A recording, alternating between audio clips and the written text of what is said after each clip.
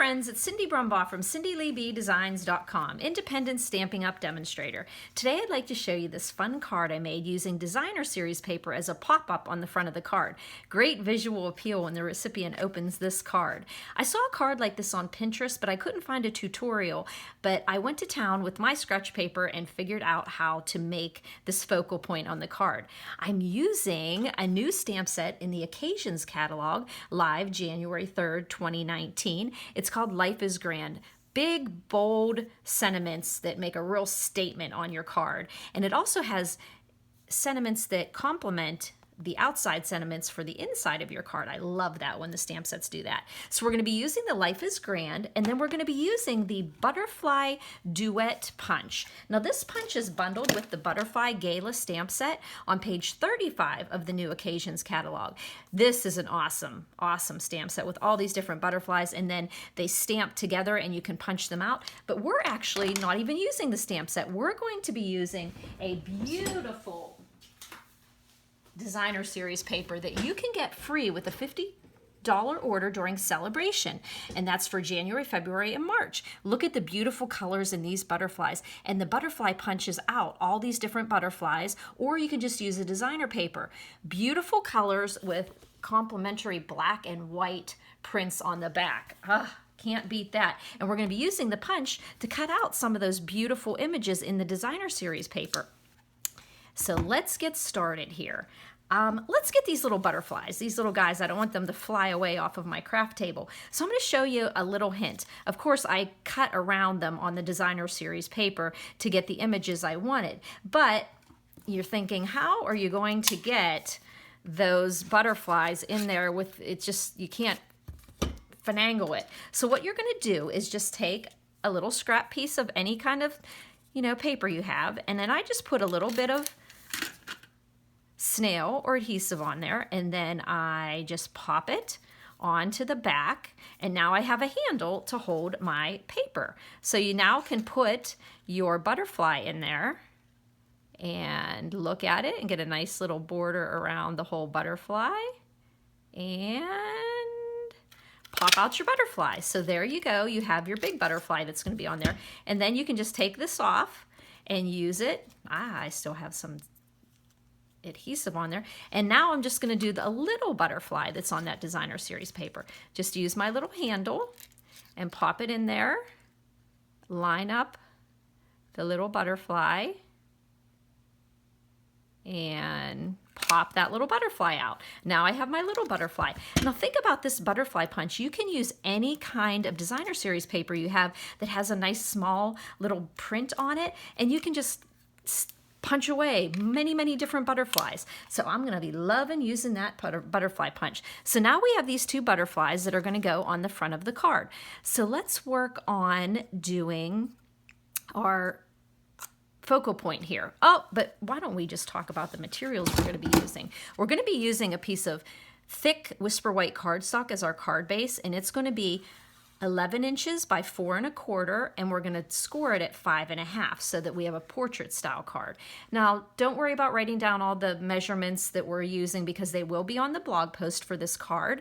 So again, half a sheet of a thick Whisper White, 11 inches by 4 1/4, score at 5 1/2. Okay, then we're going to be layering on a lemon lime twist.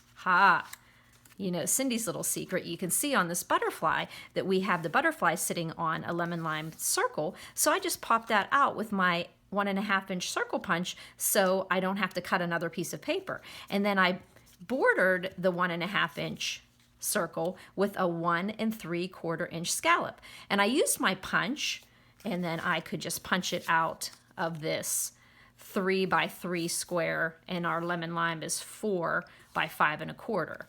Now, if you don't have this punch anymore, I'm not sure if it's retired, you can just use your framelits, your layering circles framelits, and you can just easily get these out of the inside of both of these cards here. Okay, so now we've got all the pieces that we need to make the inside of the designer series paper, but let's just work on getting this cute little pop-up box. So what we're going to be using is the Gingham Gala. You can use any type of designer series paper you have, especially one that has two really neat complementary it patterns on them. Sometimes you get some really ones that don't match, but this one's great because this gingham has the like more of a buffalo plaid here and then a smaller one here. So you're going to use a 4 by 4 inch piece. Now, there are a couple different ways you can do this fold. If you have the,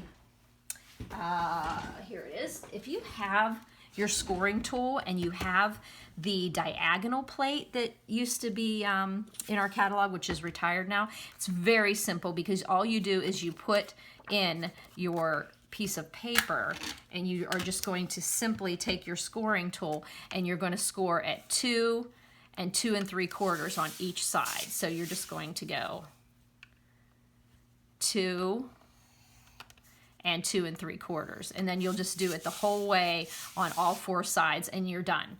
But since we don't have the diagonal plate current now, I'm going to show you how to use your Stampin' trimmer to do that. And that means bringing out my newly cleaned Stampin' trimmer. But first, I want to show you here using a piece of grid paper how you're going to measure this. You can just put your piece of 4 by 4 paper on a piece of grid paper, or just use your, get out your ruler, and what you're going to do is use a pencil and you can make marks, little tick marks on here, because you're going to be putting score lines on here just like I did with the diagonal scoring, and you're going to go at 1 1/4 and 2 and then 2 3/4 on each side. So you're just going to go 1 1/4, make a mark, 2, make a mark, 2 3/4, make a mark. And then if you're actually turning it, you do that on all 4 sides. 1 1/4, 2, 2 3/4. Then go to the third side, 1 1/4, 2, 2 3/4. And then on the fourth side, 1 1/4, 2, and 2 3/4. Now the next thing you would do, if you want to, like, you could just actually put these tick marks, just use the tick marks in here. So you could just say, okay, I'm going to join the 2 inch and the 2 inch, and I'm going to join these two. So you're going to join the 2 that are right across from each other, and then these 2. So you could just easily put those in there and do it this way, but it's a little bit easier if you use your ruler and draw some guidelines. So here you can see, let's use these tick marks here. I thought I could use here. So you're going to go from the 2 inch to the 2 inch. So on a diagonal. So you'll go from the top to the right side. And what you're doing is you're just drawing a nice little light pencil mark. Use a pencil because you do not want to have pen marks on here. And so you're going to do there, see? And then you're going to turn it, and you're going to go the 2 inch mark to the 2 inch mark here. And then you'll do the mark that's right there. You can see me, those little marks I made it.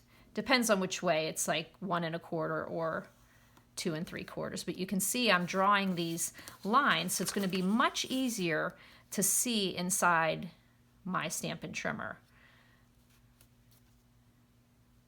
And you could do this with any size paper. You're just doing, I just made that 2 inch mark was just half of 4. So if you were using a 5 inch piece of paper, you would be doing it at 2 1/2.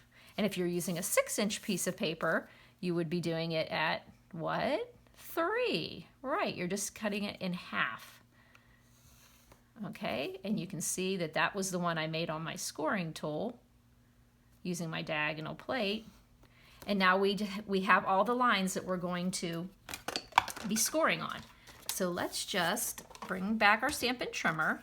So what you do is take this dark cutting blade, put it down at the bottom. We do not want to cut our pretty paper. And then you can actually just cut all of the lines you've made. Now, if you don't want to draw lines, now I just put this on here and I thought, wow, that's really cool. I would just score, score, turn, score, score, turn, score, score. Super easy. But I want to show you, if you don't want to draw the lines, what you're going to be doing is you're going to be lining up the tick marks. So you want to line up this tick mark with that tick mark here, okay? And because the line's already drawn, It's very easy to do that way. So you would just do a score line there, and then you would know you want to join this one to this one. So if your tick marks weren't there, you would just putting, if your lines weren't there, you would just putting those little marks that you made. Okay, and then we're going to be looking at this side. We're going from this one to this one. Since I drew the pencil marks, it really makes it easy for us to see where we're going. It's a little more tricky getting them in without the pencil marks, but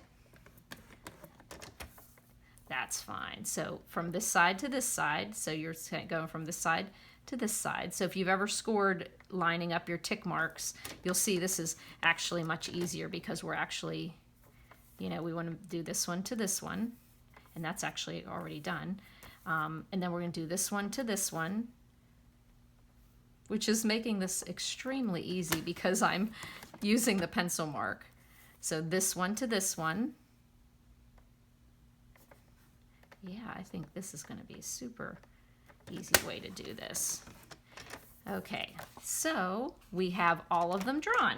Okay, so you can see here we have all the score lines on there. So we've scored on all these things. Now you can come back through here and then just take away those light marks. And that's why it's important to make your lines light, because then you can just come right back. I actually had to order these pencils on Amazon because it's hard to find pencils these days. Everything's mechanical, and then get these little tick marks off there as well. And we'll get this little guy cleaned up over on this side. So once you get this scored, super simple to put together here. So then you decide which one you want to have on the inside and which on the outside. So we're just going to go willy-nilly and just do this. And then you just fold on all the score lines. You just fold back and then fold back, fold in, and we're creating a square as our base. And then there is our cute little pop-up there that we're going to end up putting our butterfly in. So this is an instance where you're going to want to use your bone folder and get a nice crisp crease on these guys. There we go. And then what I did is I measured this dimension here and found out that a 3-inch square would fit great in there. So what we're going to do is go ahead and put some snail on the back of this designer series paper. And then we're going to center it on our black. I'm going to look up from the top here so I can see here. We're going to center it on our black. And why not just get it put onto the card? So in order for us to get that on, what did I do? I put the glue there. So we're going to set that aside a second because we're going to work on our main panel on the front of the card, that lemon lime twist. And I used my Stamparatus because I wanted everything nice and straight. So what I did is I put my lemon lime twist in there, and then I put my magnet. Whoop. Remember, those magnets will break on you just like mine did because I got it too close. And then I just took the Make-A-Wish and I mounted it on here. I used a piece of scratch paper first to make sure I had it exactly where I wanted it to be. And then I can take my stamp case and give myself a nice firm area to do my stamping.